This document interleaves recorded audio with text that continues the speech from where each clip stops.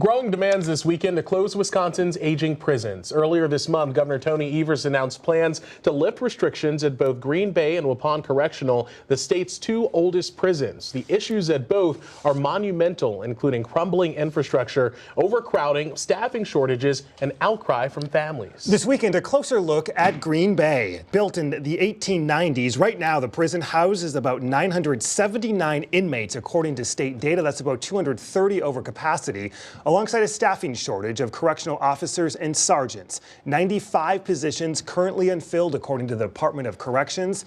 That's 41% of the total staff. Jim Raffner is the Alloway Village president just outside Green Bay, where the prison is located. He's been pushing for the closure for years and joins us now. Jim, good to see you. Welcome to the show. Thank you for having me. Let's start with the governor's plan and this sweeping plan the DOC released in recent days. I'm just curious your general reaction to what came out from that. I'm glad the governor is acknowledging that we have a big problem at GBCI, but the only way to really fix that is to have complete closure of the facility. Doesn't go far enough, you don't think? It doesn't go far enough. There has been a bipartisan group of lawmakers who are calling for the prison to close, but there's really been no movement or any action on that. Why do you think that is? State government. We have people who want prisons and we have people who don't want prisons, and we haven't been able to come together and find a solution forward. Everyone agrees that that should be closed, but we have people who want complete criminal justice reform before we build a new prison, and we have people who want a new prison to replace an outdated, aging, and unsafe facility. Where do you place blame at this moment?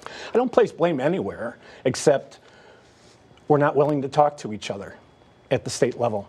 We need the governor and the legislature to come together and say, okay, we have a problem. That problem is GBCI. It's not safe, and we need to replace it. So what's the best path forward? From what I can tell right now, I think you're starting to see the two sides come a little closer together. Probably not close enough yet, but by keeping the word out there and letting people know what's going on and the dangers that exist, I think we're getting closer and closer and closer. And so what happens if nothing happens here? Are there security issues that are so grave for you there in the village of Alloway? You know, if nothing happens, I will be sad, very sad, for those who are incarcerated there, those who work there, the families of those who are incarcerated there. But I'm really concerned as village president for the safety of our community. GBCI, as I've been told, is a powder keg waiting to blow. And it's because you've had people on lockdown since June, and any modifications that have been just announced don't stop that. It allows them more time to see their attorneys, more time to get into the law library, but it doesn't allow them any family visits. It doesn't have any rec time, so they're still locked up in their prisons.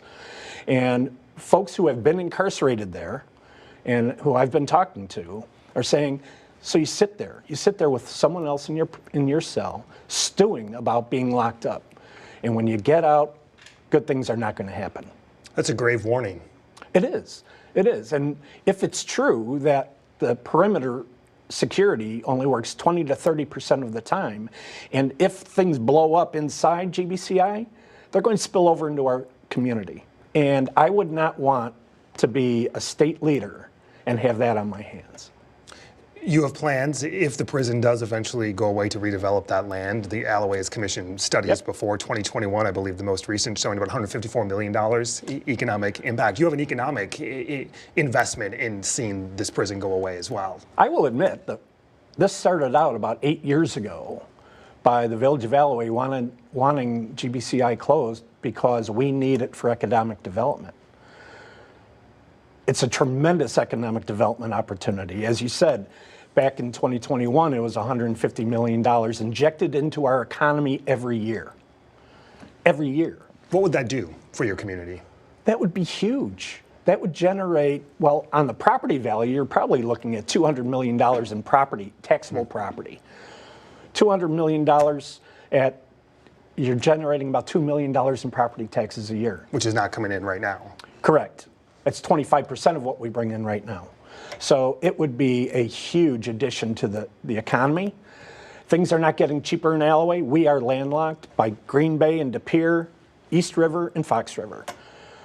So it would be a tremendous opportunity. But with that being said, while we started out with that, and that is still a great interest of ours, what we've learned over the last 8 years about what's going on in there, and in talking to staff and talking to guards and talking to the community, it's a terrible place that really has to be closed.